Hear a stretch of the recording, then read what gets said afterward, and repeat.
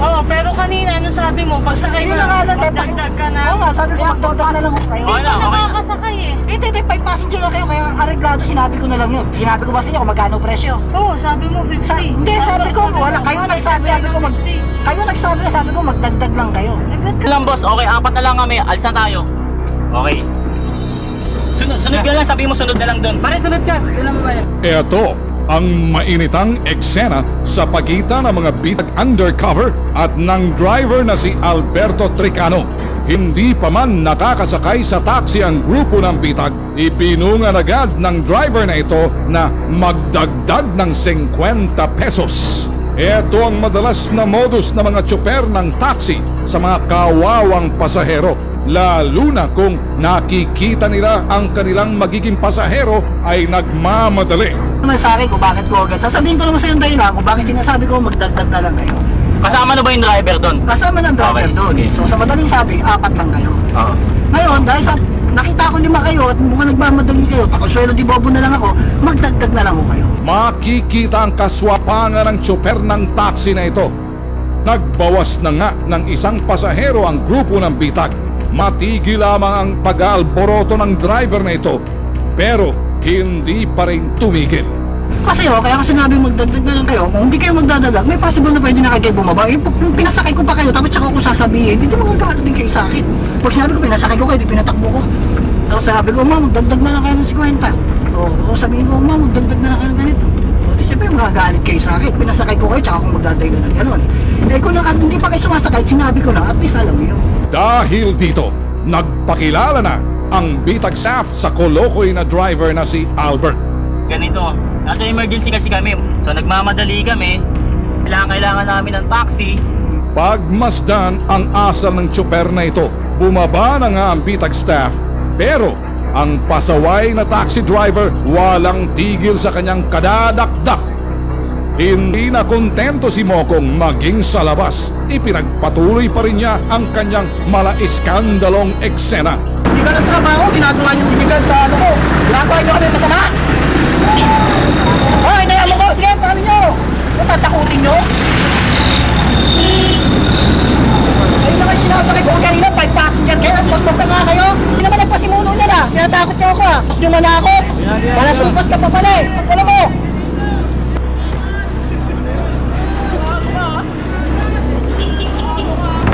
Kinabukasan, lakas loob na dumating sa Bitag Action Center ang driver na si Albert Tricano. May mukha pa itong tsoper na magpunta at harapin ang grupo ng Bitag upang makipag-areglo. Sa harap ng aming kamera, pagmasdan ang asal nito. Sabi ko dun sa side ko, ma'am, kaya ko po sinasabi yun, na sa ganon, makakuha na po kayo ng ibang makakuha nyo na kung sakaling hindi kayo pumayag sa kondisyon. Dahil bakit naman ako humingi ng dagdag? Humingi ako ng dagdag. Dahil kung sakali man ako tumatakbo at tumapasa, may makahuli man sa akin. At least may pambabayad din naman ako. Eh, pakonsuelo di bomb ko na nga yung ginawa ko. Kaya nagmamadali kayo at ako naman nag-oobliga. Normal ko naman ginagawa yun. At di naman ako lumalabag sa batas. Sabi mo, normal pala yung ginawa mo kahapon. Pag nakakita ka ng pasahero nagmamadali, normal sa'yo na humingi ng additional. Alam niyo ma'am, kung in the first place, bumaba pa lang kayo sa ano at lumapit kayo, sinabi niyo sa akin, ay mga taga-bita kami, nagmamadali kami, Kasi hindi normal yun. Sinabi mo agad na dapat nagpakilala kami sa pagsakay pa lang. Di ba? Kung normal na pasahero yun, ganun ang gagawin mo. Ay, mali.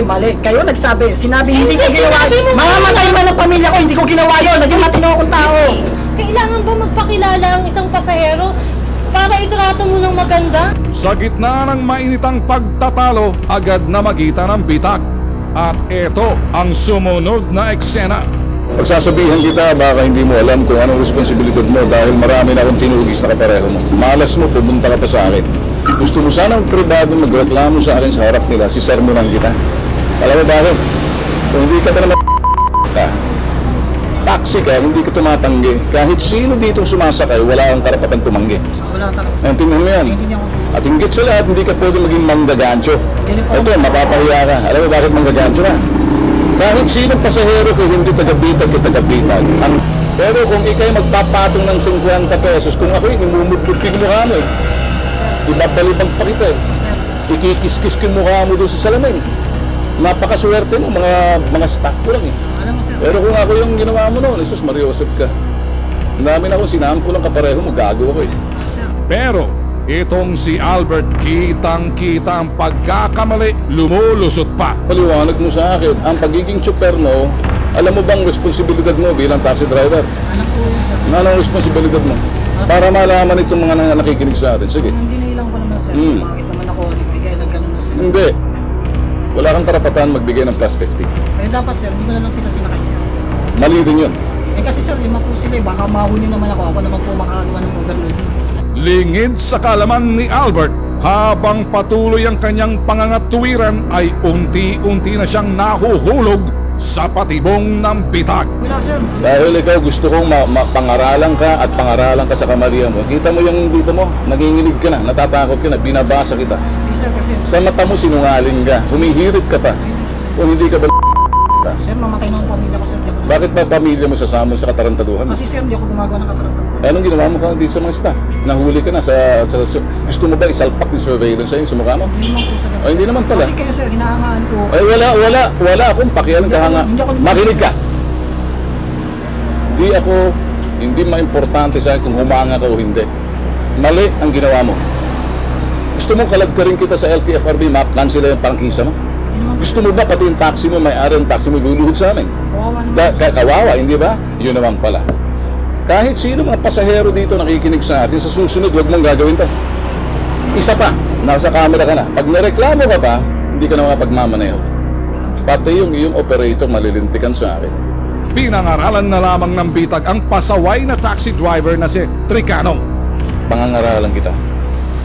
Kasi baka sa susunod mabaril ka, masaksak ka, magulpi ka, ospital ka. Pag hindi pagamutan, kulungan, o hindi kaya libingan. Asaan dun sa tatlo? Sa amin, ito pala ang unang bulusok na naranasan. Sir, 5 years na po ako nag- Malas mo, 5 years, nakatagbo mo, taga-bitag. Matuwid pa yan. Sinasabi namin, ang trabaho ng isang tsuper ng taxi, hindi ka tatanggi. Sakaling pagtatanggi ka mo sa boss, makikiusap ka, hindi po pwede boss kasi wala na kami sa linya. Pero hindi ka mag-aastal na parang barumbado. Sir, hindi po ako nagpapalit. Anong Sa- tawag sir, mo? Sir, hindi naman po ako naging... Bibilang na, makinig ka, wala na akong panahon para sa'yo. Sa 3 bilang ko, gusto ko sumipat ka na, ha? Kaya alis Isa, dalawa.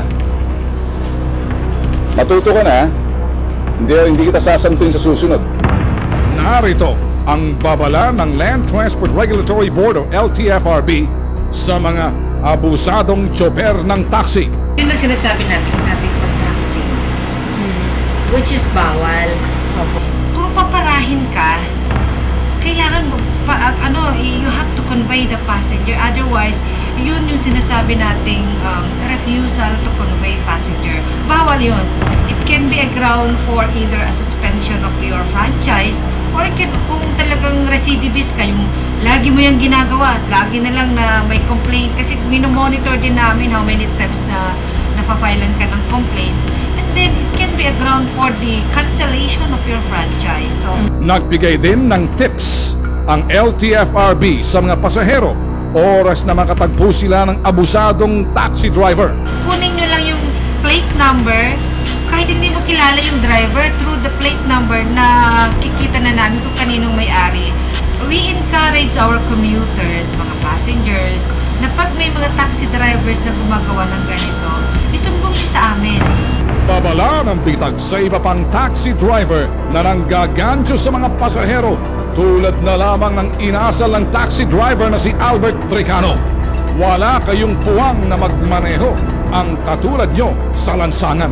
At sa mga pasahero na nakaranas ng ganitong uring modus operandi, huwag magatumiling tumawag o mag-text sa aming mga hotlines.